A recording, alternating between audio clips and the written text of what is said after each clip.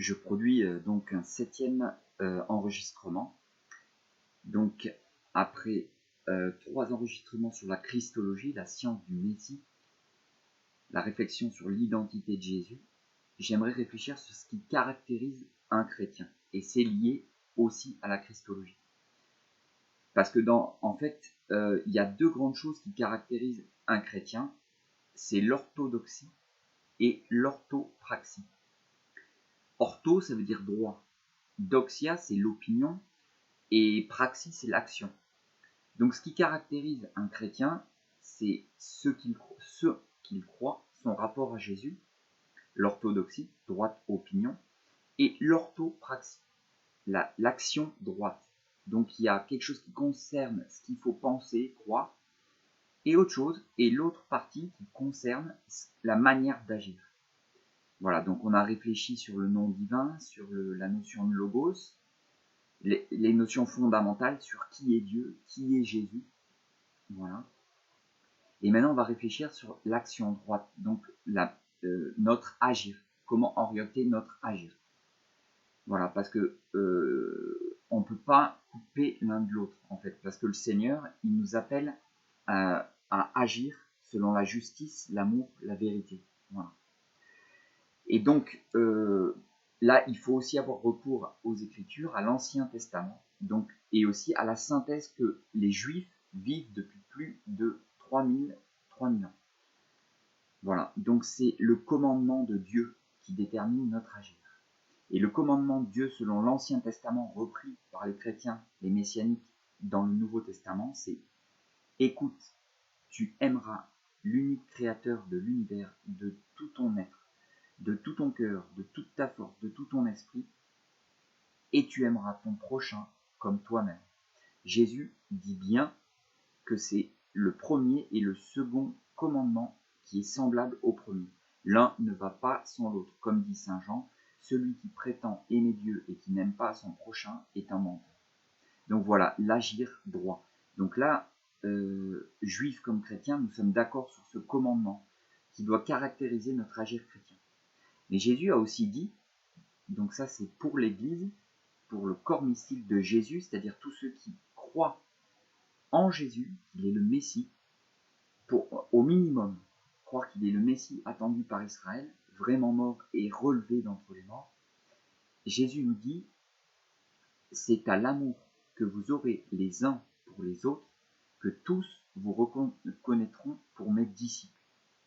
Voilà, donc le commandement d'aimer Dieu de tout son être, aimer son prochain comme soi-même, qui est censé trouver un accomplissement dans l'Église où les chrétiens, entre eux déjà, s'aiment de tout leur être, de toute leur force et de tout leur esprit. Voilà. Donc, aime le Créateur de tout ton être et ton prochain comme toi-même. Et la parole de Jésus qui dit, c'est à l'amour que vous aurez les uns pour les autres que tous vous reconnaîtront pour mes disciples. Et le Seigneur nous montre particulièrement cet exemple à la scène où il donne son corps et son sang en nourriture sous la forme du pain et du vin dans le rituel juif, le rituel de beraka juif, de bénédiction, hein, le repas pascal, voilà, où il y a effectivement du pain partagé et une coupe de vin partagé. Voilà, donc le Seigneur se ceint d'un linge et lave les pieds de ses apôtres, des disciples présents à la scène. Voilà. Et là, par cet abaissement, il renverse la logique du monde, donc où l'autorité n'est pas d'asservir, mais de servir, de s'abaisser devant l'autre, même s'il est inférieur à nous, je veux dire en qualité humaine, hein, inférieur en sainteté, inférieur en puissance ou je ne sais quoi. Voilà. Le Seigneur nous montre ce chemin.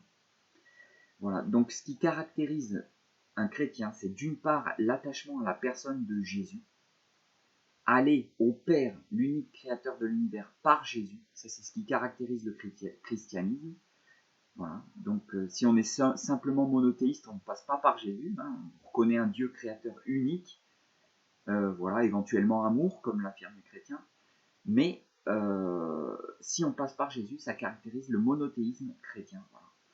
Donc, Jésus, le Messie, cet attachement à Jésus, donc c'est une caractéristique du christianisme. Et l'autre caractéristique, c'est l'agir juste, donc, qui est d'aimer son prochain, voilà, sans frontières, sans distinction de race, langue, peuple et nation. Toute personne qui est proche de nous, dans notre environnement immédiat, nous sommes appelés à l'aimer. Donc ça, c'est l'Ancien Testament. Et l'amour ecclésial, donc il nous invite à aimer, à nous aimer tous ceux qui adhèrent à la personne de Jésus, qui ont un attachement à Jésus, à nous aimer les uns les autres à la suite de Jésus, qui lave les pieds de ses disciples. Voilà. Voilà. Les grands de ce monde font sentir leur pouvoir, nous dit Jésus. Parmi vous, il ne doit pas en être ainsi. Vous êtes tous sœurs et frères devant l'unique créateur de l'univers, votre Père, notre Père. C'est ce que nous transmet Jésus. N'appelez personne maître, n'appelez personne père, n'appelez personne directeur, parce que vous n'avez qu'un seul maître, le Christ, le Messie. Vous n'avez qu'un seul Père, l'unique créateur de l'univers. Voilà. Est-ce qu'on obéit vraiment au Seigneur? Dans l'Église, il y a les titres, Monseigneur, Dom, une contraction de Dominus, maître, c'est appelé maître. Est-ce qu'on écoute vraiment l'Évangile? Est-ce qu'on essaie vraiment de vivre l'Évangile? Voilà. Là, le Seigneur nous attend sur toutes ces questions. Voilà, donc par l'Église, il voudrait fonder une fraternité universelle. Ça ne veut pas dire gommer les différences, les langues, gommer les frontières, gommer les attachements. Non, c'est les dépasser. C'est vraiment prendre conscience qu'on est tous des êtres humains appelés à s'aimer les uns les autres. C'est le commandement que Dieu nous donne. Voilà. Aime l'unique créateur. Écoute Israël, tu aimeras le Seigneur ton Dieu de tout ton cœur, de toute ton âme, de toute ta force, de tout ton esprit, et tu aimeras ton prochain comme toi-même. Et tous les chrétiens entendons cet appel de Jésus. C'est à l'amour que vous aurez les uns pour les autres que tous vous reconnaîtront pour mes disciples. Voilà. C'est pas quelque chose de facile, c'est pas quelque chose qui va de soi, c'est quelque chose qui s'apprend. Et même si on n'arrive pas à vivre ces commandements, on est souvent des contre-témoignages, il faut y revenir. C'est pour ça que vraiment le Seigneur est une sagesse, il nous communique une sagesse, parce qu'on a toujours à y revenir puiser à la source, même si on est en deçà de ce qu'il attend de nous, c'est vraiment sa volonté. Voilà.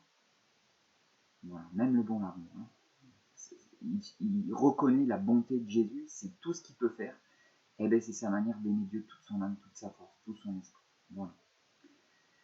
Inspirons-nous de Jésus.